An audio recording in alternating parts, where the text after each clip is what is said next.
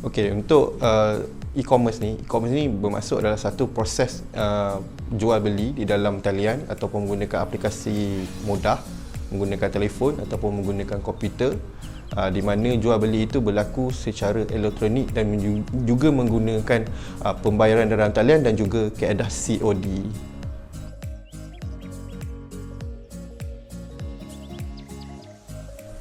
Okey, fungsi e-commerce itu sendiri adalah jual beli dalam talian, dan oleh itu fungsi dia adalah untuk memudahkan penjual dan pembeli untuk melakukan transaksi jual beli, di mana tidak perlu lagi hadir ke kedai fizikal.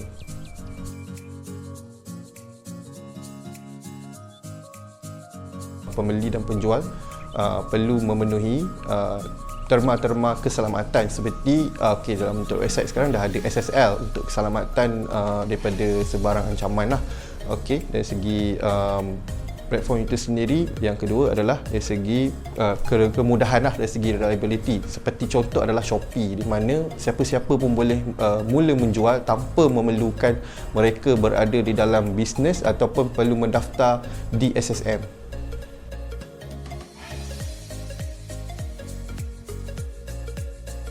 Kebaikan platform e-commerce ni adalah, pertama, kita boleh menjual secara 24 jam tanpa perlu kita ada di kedai secara fizikal, di mana transaksi itu berlaku selama setiap hari 24 jam 7 hari seminggu, dan kita tak ada, kedai tu tak perlu cuti. Itu yang pertama lah. Kedua adalah dari segi penjimatan kos, bahawa kita tidak perlu lagi set up kedai, hanya menjual di rumah, ataupun kita hanya ada satu kedai yang kecil untuk letak barang lah.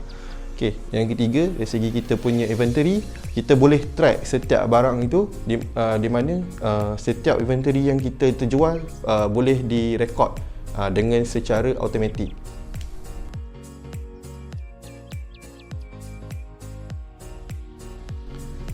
Untuk mula menjual di e-commerce, apa yang perlu kita tahu adalah platform apa yang kita gunakan, dan bagaimana untuk kita set up lah kita punya store tersebut ataupun kedai online tersebut lah. Banyak cara boleh kita set up sendiri menggunakan WooCommerce, dan juga kita juga boleh beli ataupun kita boleh mendaftar di platform seperti Shopee dan Lazada untuk mula menjual secara e-commerce.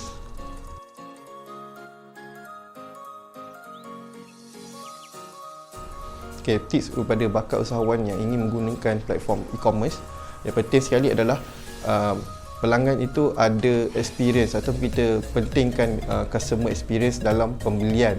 Itu kita boleh menggunakan pelbagai cara supaya customer merasa mudah dan juga dapat menjawab setiap persoalan di dalam kepala mereka sebelum membeli di kedai kita lah secara online. Yang kedua, kita juga boleh menggunakan aplikasi Autobot ataupun chatbot, yang mana sekarang ni kita tidak perlukan lagi customer service ataupun orang untuk menjawab setiap persoalan, di mana robot tersebut telah boleh menjawab setiap persoalan untuk setiap produk yang kita jual lah. Oleh itu, kita boleh juga memastikan tips kita nak buat tu, kita punya produk reliable lah, menyelesaikan masalah customer.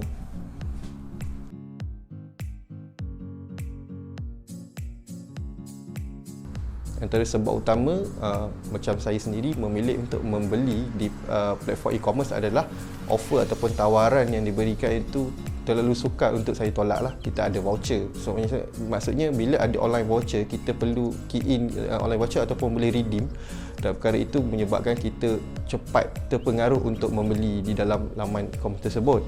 Selain daripada itu, harga dan juga harga yang kompetitif juga menjadikan pembelian di e-commerce itu sangat mudah untuk setiap pelanggan membeli.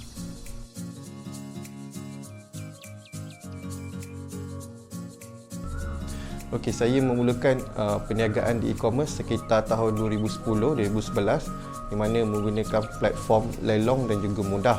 Dan pada masa itu, awareness kepada penggunaan e-commerce itu sendiri masih lagi belum meluas di Malaysia lah. Masa itu antara yang tak awam menggunakan e-platform, dan juga sebab masa itu ramai juga scammer ataupun berlaku penipuan secara atas online disebabkan belum ada lagi platform pembayaran yang telus dan selamat seperti zaman sekarang lah.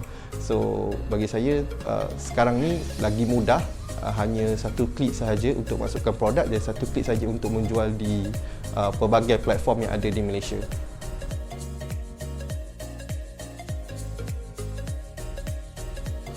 Cabaran yang paling orang akan biasa tempuhi semasa adalah trust ataupun kepercayaan oleh pelanggan. So pada mula untuk kita punya kedai secara online ini, yang paling susah adalah dapatkan kepercayaan customer dan juga platform itu sendirilah. So dia ada pelbagai regulasi untuk kita penuhi.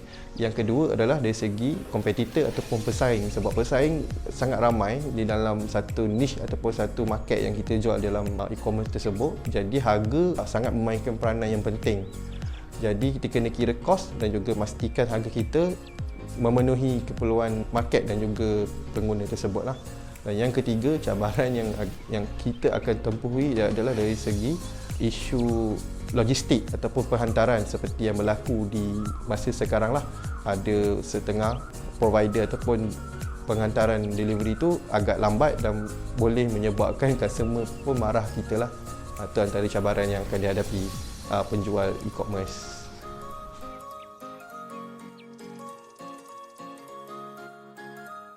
Okay, saya menggalakkan kepada yang baru bermula dalam bidang e-commerce tersebut, boleh cari ilmu ataupun cari lagi kelas yang berkaitan dengan e-commerce seperti Shopee, Lazada dan juga kelas e-com ataupun kelas membuat website lah.